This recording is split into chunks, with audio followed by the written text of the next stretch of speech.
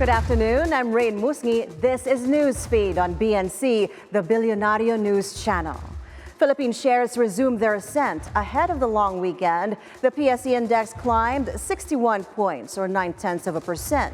With that, the benchmark index ends the shortened trading week higher by 1.7%. Financials anchored the market's strength, rising more than 2%. Total value turnover rose to nearly 7 billion pesos. Advancers top decliners 117 to 80. All those planning to travel this upcoming long weekend should expect higher toll rates at the South Luzon Expressway. Regulators say the toll hike at SLEX took effect on Monday, August 19. Motorists traveling from Alabang to Calamba will have to pay an additional 10 pesos for Class 1 vehicles, 20 pesos for Class 2, and 30 pesos for Class 3. Those traveling from Calamba to Santo Tomas in Batangas will see an increase of 2 pesos for Class 1, 6 pesos for Class 2, and 8 pesos for Class 3. This is the second tranche of adjustments, with the first implemented in November last year. Air travelers can expect lower fares next month after the easing of fuel surcharges. Starting September 1st, the Civil Aeronautics Board will implement Level 5 fuel surcharges down from the current Level 6. That means surcharges for domestic flights will range from 151 pesos to 542 pesos, depending on distance. For international flights, it will fall between 498 pesos and 775 pesos. The agency says the move is due to a notable drop in the average price of jet fuel. Lawmakers will invite former President Rodrigo Duterte to the next Quad Committee hearing after he was implicated in the 2016 killing of 3 Chinese drug lords in a Davao prison. Hannah T now joins us live for more on this. Hannah, go ahead. Raine, former President Rodrigo Duterte was tagged in the ongoing hearing of the House Quad Committee and may just be invited to the probe. Resource persons say Duterte allegedly congratulated one prison official following the killing of 3 Chinese drug lords at the Davao Prison and Penal Farm in 2016. In July of that year, Leopoldo Tan Jr., an inmate, was approached by his high school classmate SPO4 Arthur Narsoles, a police officer. Narsoles, allegedly on behalf of higher-ups, told Tan about a job that involved killing Chinese drug lords inside the prison. He hinted that this job had the backing of the highest authorities, mentioning they could help secure Tan's release and talk to the president. Tan was given the names of the Chinese nationals who were to be the targets. He was told that each killing would earn him a significant reward, reportedly 1 million per head. Tan then recruited fellow inmate Fernando Andy Magdadaro to help carry out the murders. On August 13, 2016, Tan and Magdadaro were placed in the same cell as the 3 Chinese drug lords and killed the 3 victims.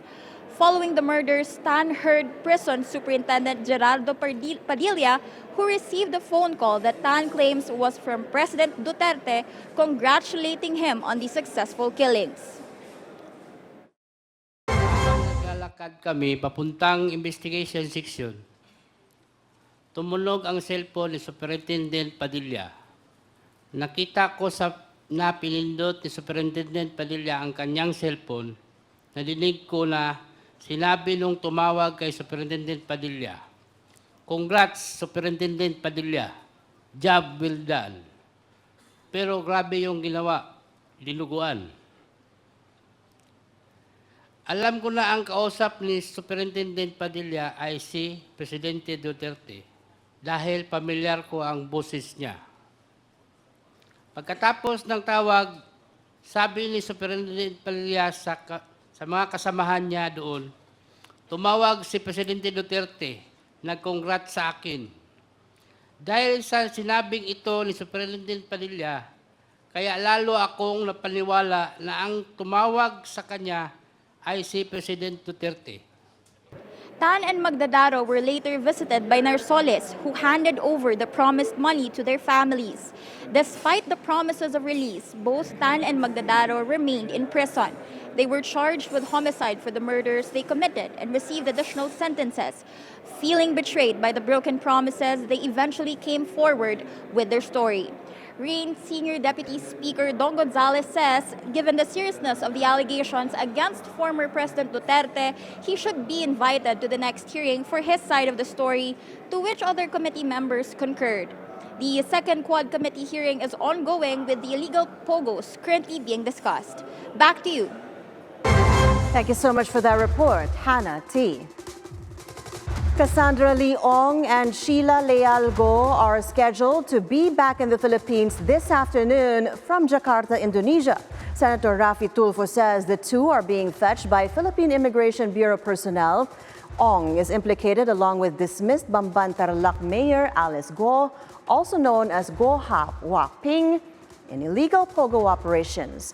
Sheila Lealgo is the former mayor's sister. They were held in custody by Indonesian immigration authorities after being apprehended at a mall last Tuesday, August 20th. But Alice Go was not with the two.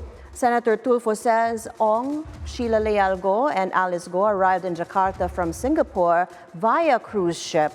Tulfo adds the arrest of Ong and Sheila is a result of the intelligence data sharing between the Philippines and Indonesia. Senator Risa Ontiveros, meanwhile, lauds the apprehension of Cassandra Ong and Sheila Lealgo. Ontiveros, who leads the hearings on the illegal pogo operation, says this development is a testament to the collective efforts of Philippine and Indonesian authorities. Upon return to the country, Cassandra Leong will be placed under the custody of the House of Representatives, while Sheila Lealgo will be brought to the Senate detention facility. Mahigpit na binantayan si Cassandra Leong dahil siya ang makakapagbigay linaw at makapagtuturo na mga dapat managot sa mga totoong nasa likod ng pogo na Lucky South 99 sa Porac, Pampanga. Ano nga ba ang kinalaman niya kina Alice Guo, Harry Roque at iba pa? Sino ang nagpupuslit sa kanya at sa kapatid ni Alice Guo para makalabas sa bansa? At bakit butas-butas ang sistema natin sa immigration? Naniniwala ako na masasagot lahat yan sa ating susunod na hearing. Inaasahan ko rin ang pagdalo ni Cassandra Leong at Sheila Guo sa ating hearing sa Martes. Mananagot sila sa pag-iwas nila sa Senado. And those are the news this hour. I'm Raine Musñgi. Thank you so much for watching. Stay tuned to BNC on Free TV Channel 31 and also on our website, bnc.ph. Bilyonaryo News Channel, always on top. Good afternoon.